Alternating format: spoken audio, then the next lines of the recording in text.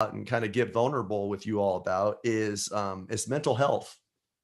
Is mental health my mental health journey, my mental health battle, and where I was, where I'm at, and what ultimately was the biggest difference maker in that battle, and that's my personal relationship with Christ. So I just kind of wanted to set the tone, or just let you guys know that's why I'm focusing the topic on that. And I think just to preface it beforehand, before I go into kind of a little bit of what I'll talk to you about, I do want it to be known that I have gone through significant mental health therapy. I went through 3 iterations of cognitive processing therapy, CPT, at the West Palm Beach VA Medical Center, their PTSD clinic, with a psychologist. And the reason I preface that is I think it's important for us to go get the professional help that we need oftentimes. And I've heard others, before, well, I'm just going to take it to God. I'm going to take it to Jesus. And not that he can't heal us, not that he can't do miracles in our lives, but I think there's events that happen, especially in combat or any traumatic event. God created everything, and we believe that God created everything, including ourselves. And he also created other people who are gifted in the areas of mental health wellness and professional mental health counseling that I think oftentimes we can maybe overlook or overgloss, thinking that we'll just turn to God and heal us. And so that's why I say this. And I also say this because I'm able to talk about what I talk about today because of what I endured and what I went through in the mental health and in the cognitive processing therapy. So just kind of a tidbit on that end. So I'm going to share with you all a story of mine, one of the traumatic events that took place in combat for me and my guys.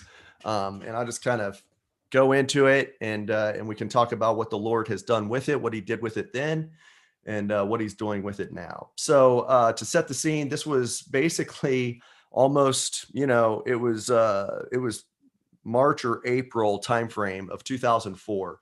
And I was leading a infantry platoon in the 10th Mountain Division, and we were deployed 8 of those 12 months for a year deployment was in Fallujah. But during this period of time, for about 2 months, we were just a little bit south of Fallujah in a town called Iskandariyah, Iraq.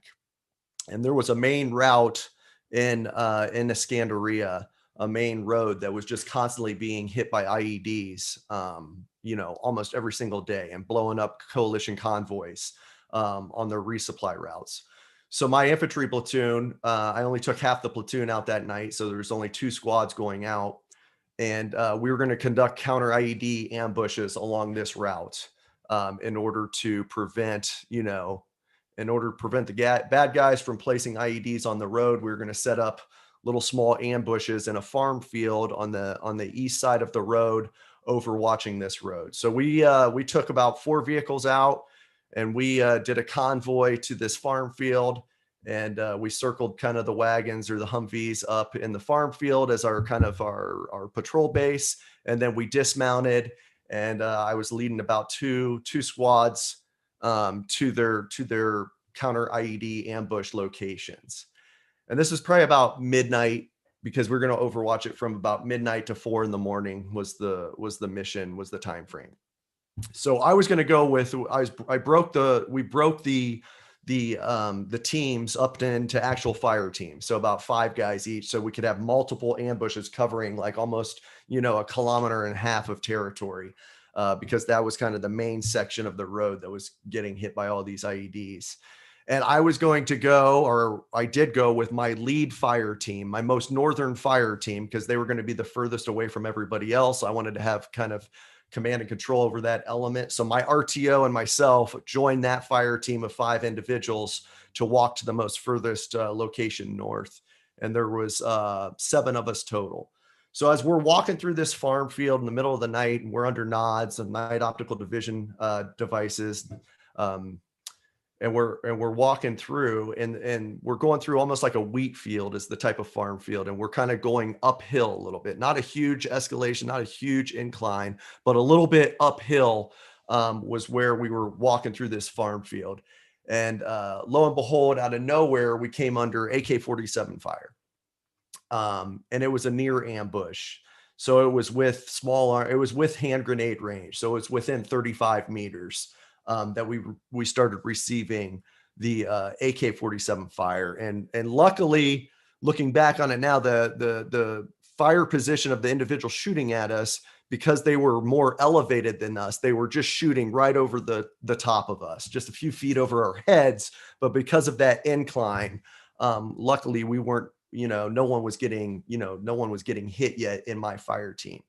But immediately my RTO and I, we bound to the right, and we lay, we kind of get on line with the fire team, and we lay down suppressive fire. And then we just begin the 3 to 5 second, battle drill 6 alpha, 6A, react to contact. And we start moving up the hill, 3 to 5 second rushes, getting up there and laying down heavy suppressive fire. And finally, the fire stops. We stop getting, shot at by AK-47 fire. And I remember during that firefight, immediately once it went off, I remember just like being super excited and like super fired up, like, heck yeah, we're going to kill these bad guys. Cause in my head, I was thinking that it was, insurgents that were placing IEDs, that we were, engaging with, and that we were, right place, right time. We had snuck up on them. And until I called out ceasefire, and until that, the fire, the AK-47 fire stopped. And as soon as it stopped, I'll never forget. It was the most blood curdling scream, I've ever heard. And it just, at that point, it scared me. It scared me because I'm like, man, what is this? No, like, this is not the scream I thought I would be hearing. I was like, this is not what I thought, because this does not sound like an enemy insurgent. So we get up to the top of the hill, and it's roughly a 12 to 13-year-old boy. He's the one that was screaming, and we had shot him all up. He was shot in the shoulder, he was shot in the arm, he was shot in the hand, he was shot in the leg, he was shot in the foot. So he was the one that was, on the ground screaming, just an awful scream because of the pain he was in. Well, we immediately get up there and we immediately start patching him up, because, the AK-47 had fallen away from him. He wasn't shooting at us anymore. So we immediately start triaging him and patching him up. And then right where he had started shooting at us, there was a little makeshift tent. It was to his left, to our right, when we were in the firefight, right next to him. It was just like a stake in the ground with a white sheet around it. And one of my guys came out of the tent, because he had gone in to search the tent, and he came out immediately, and he was white as a ghost. And he was like, "Sir, don't go in there." I said, "What are you talking about?" So I went in the tent, and when I went in the tent, the boy's mother was inside the tent, and she was on her hands and knees, and she was holding her 3-year-old little girl, who was lifeless. And she had beautiful, beautiful, curly, dark hair, the little girl. And she was wrapped in a pink blanket, and her mother was just holding her. And I immediately saw it, and the mom looked back. She just looked at me. She was in shock. She was in just a state of shock, right? And I came back, and I've said this before, I came out of that tent a changed man forever. And I walked back out of the tent, and in that moment, I just turned it off. I completely flipped a switch and completely went into, Ranger mode. Called my medic over, said, "Hey, doc, triage her." I mean, I knew she had expired. I knew she was, gone, but I was going to make every effort to try to save her. So he starts triaging her. He brings her out. I call in Casevac. I'm like, I don't care. I'm calling in a bird. We're going to get her on the bird. We're going to get her back to the fob. We're going to make every effort we can. My company commander, he was out on the mission that night, and he came over, And he's, because he was going with one of our most southern fire teams, and he goes over there, or he comes up to us, and he starts kind of, he starts kind of getting very fired up, very irritated, like, how could this happen? What the F over? And him and I got into it real quick. I kind of got into it with him. I said, hey, like, back the, not good, not good Christian talk, but real talk, authentic talk. Like, hey, back the F off. Like, we just got in a fight. Like, this happened, this is called war. This just happened. And he received it. He recognized it. He starts helping out as well. And, I'll never forget. So we get the girl out, we get her mom, and actually her dad was in a farmhouse adjacent, like, to this field. And we went and got him. He came out, and we put we put the whole family, the mom, dad, and the boy and the girl on the Casevac, on the Medbird, and flew them out. And then we had about a 45-minute convoy back to our compound that night. And I'll never forget my RTO, who was 19 years old. And I was 23 at the time, but my RTO, I was sitting shotgun on the Humvee, and he was directly behind me. And this is old school. We had no doors on the Humvees. I mean, it's all open. You sit on the side, it was just, cowboys at that time frame. But he's talking to me the whole way back, and he's like, sir, he's like, how could that happen? He's like, sir, why did that happen? And he's just asking me. And finally I go, dude, I don't have an answer for you. Sometimes bad shit just happens. And I look back at it now, right? And one, kind of why I preface the first part of the conversation is everything I just shared, and the emotions that,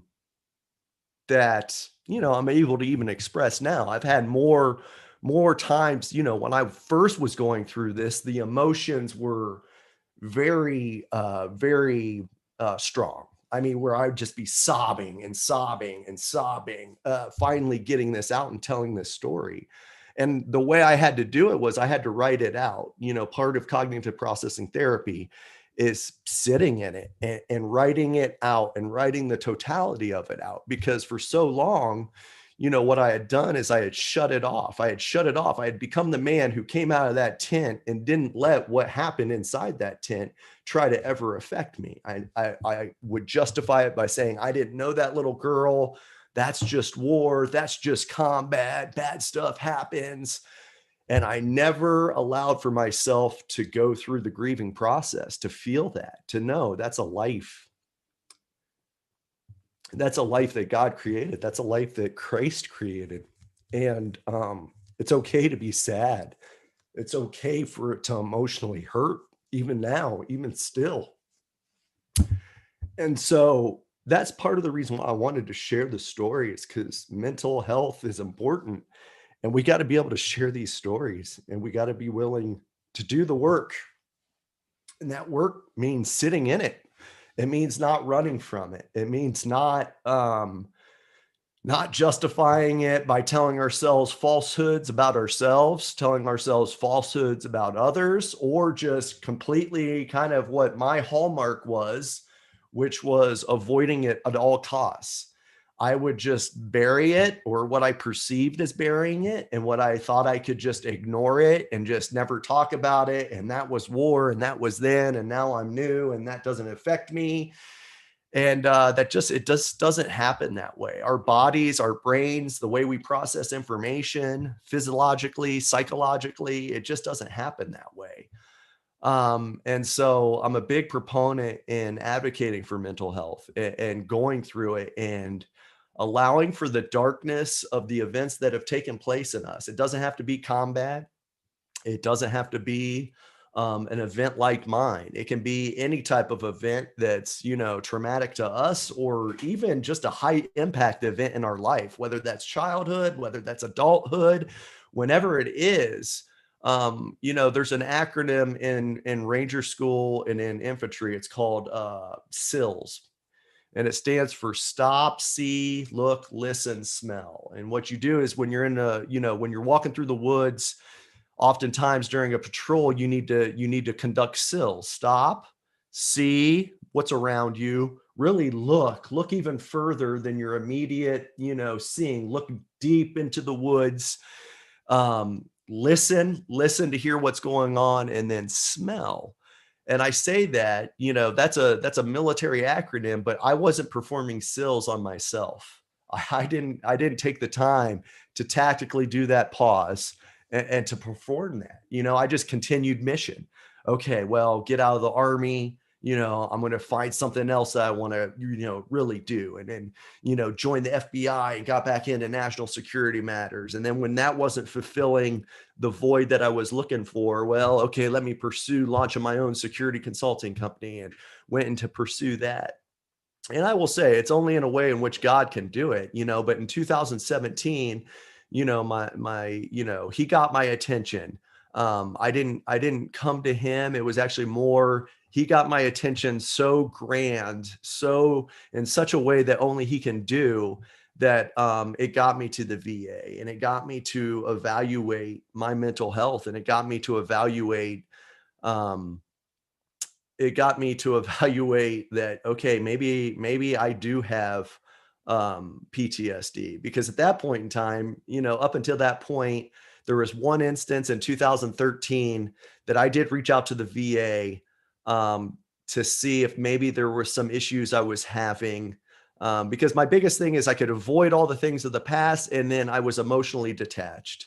I could just emotionally cut off, especially from my family, from, my wife and kids. I could easily, no emotions ever affected me. And that's part of what happens in combat. It's part of, our survival makeup is, fight, flight, freeze. And we get in that mentality. And in traumatic events where our lives really are perceived as, in jeopardy, or the life of another is in jeopardy, well, yeah, of course we go into that fight, flight, freeze. Emotion goes off, and we go into, those survival instincts. But that doesn't happen. That doesn't serve well in other areas of our lives when we're trying to have those intimate connections with our wives, or spouses, or significant others, or when we're trying to have that connection, that emotional connection with our children. Because for so often I was like, you know, take a knee, face out, drink water, suck it up, drive on, that mentality. And that doesn't work. That doesn't work with a 3-year-old boy. That doesn't work with a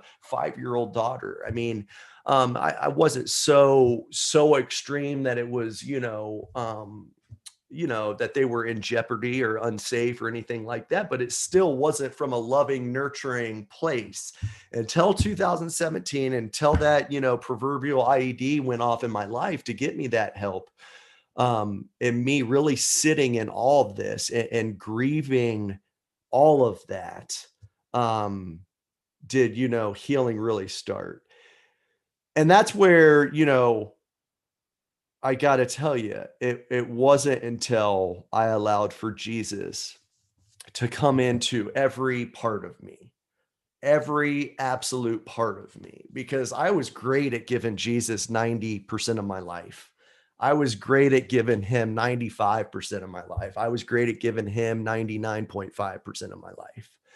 But um, he wants all of us. He wants our good, our bad, and our ugly.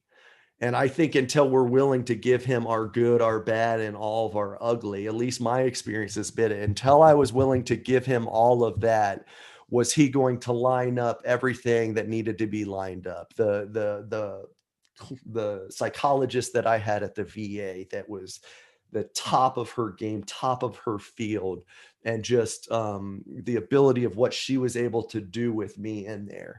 And for this audience too, we're, most everyone on here, it's a Christian lunch. Wherever you're at in your journey with Christ, there was a little bit of a hesitance of me of going to the VA, because I was going to church at that time, and I was a believer in Christ at that time in 2017. I was very,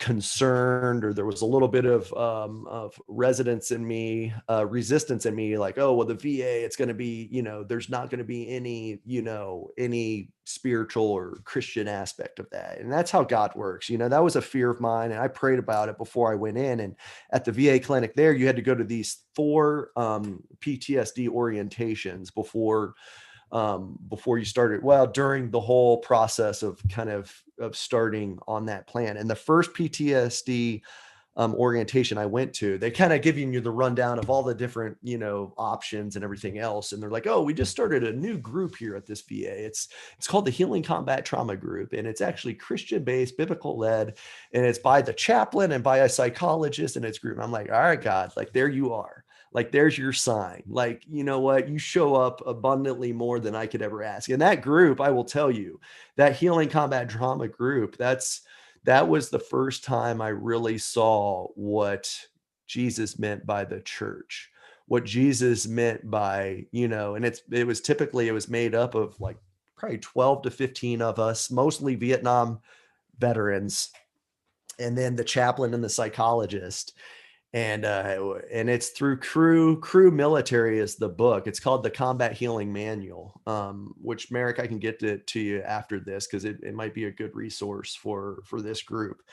But that group and going through that manual together, part of the homework in that, especially on this trauma I just shared about with that little girl, which, I had written it all out and gone through the cognitive processing therapy of writing that all out. But then in the Healing Combat Trauma group, there's a point in time where you take a traumatic event and then you look at it. And the question is, where do you see Jesus in this event? Where do you see Jesus in this specific traumatic event that took place? And it was a different perspective. I had not had that perspective in the cognitive processing therapy.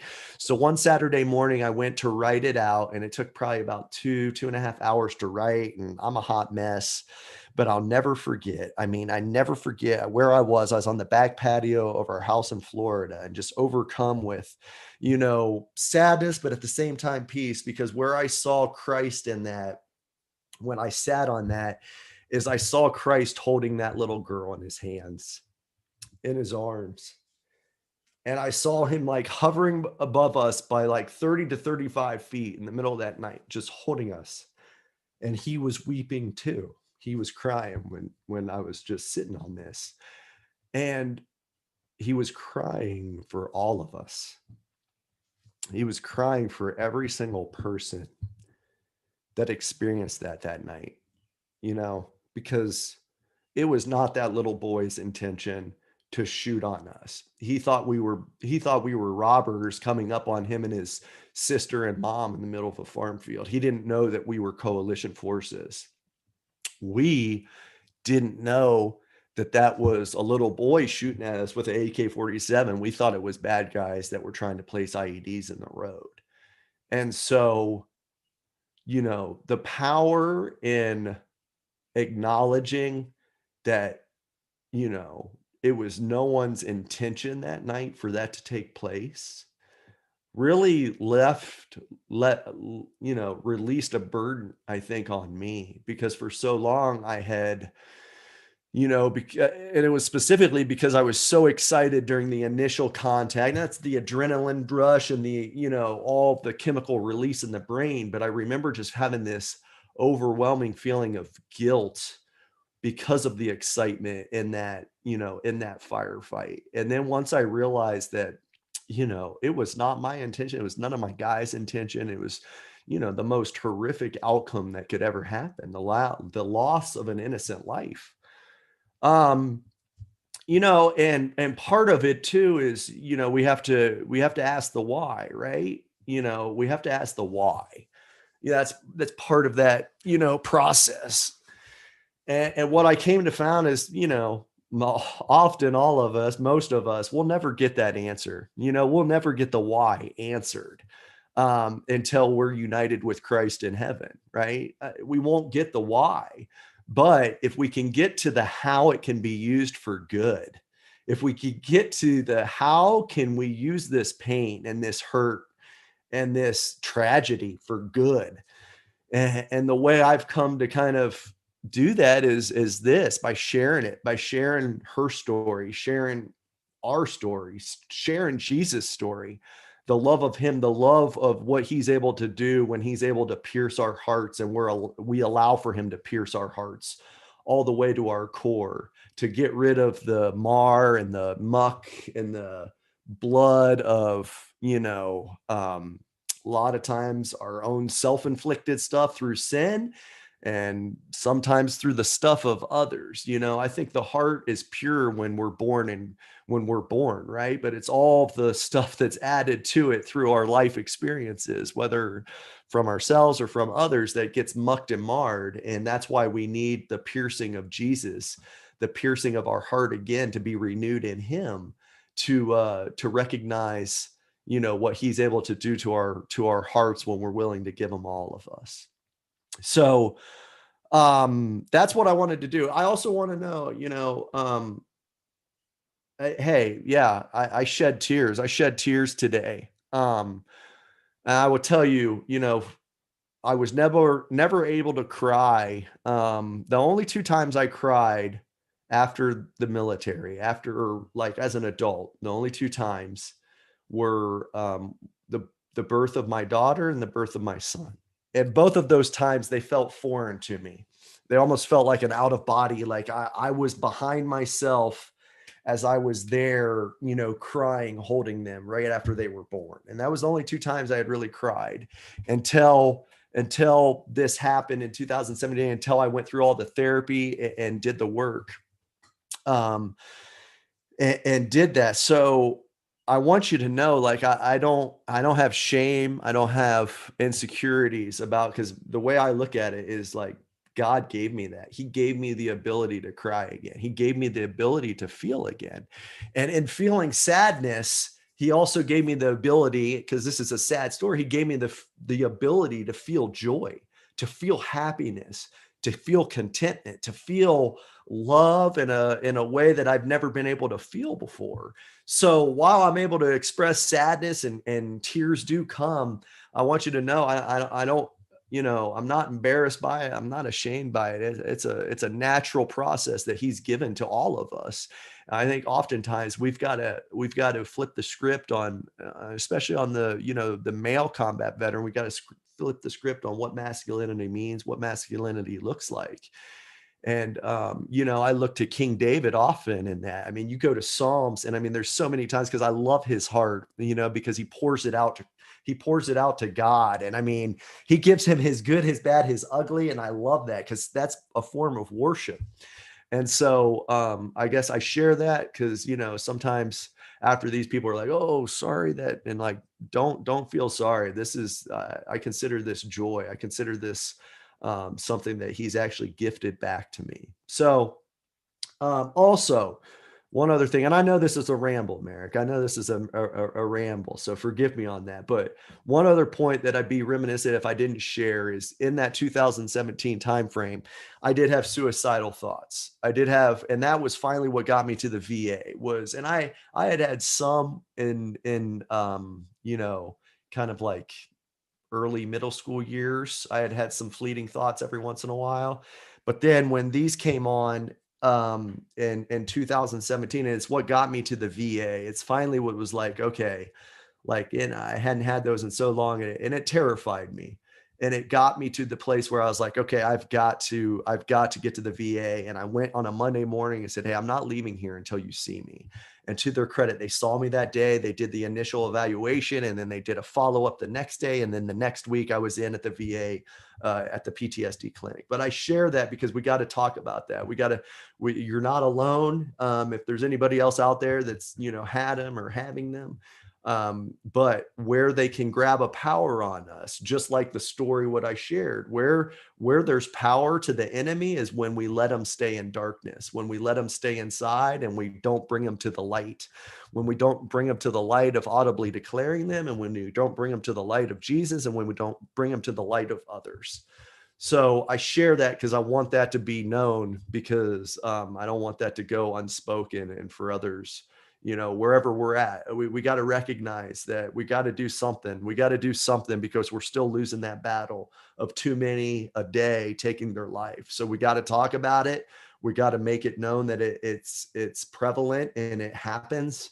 And that's not that does not define you as a person, as an individual, if those thoughts has occurred in your own life. So with that, Merrick, I'm kind of, I think we're close to the time frame to hit it up on questions and answers and everything else in between. But I appreciate the invite, and I appreciate you guys letting me, share his story and how he's moved in my life.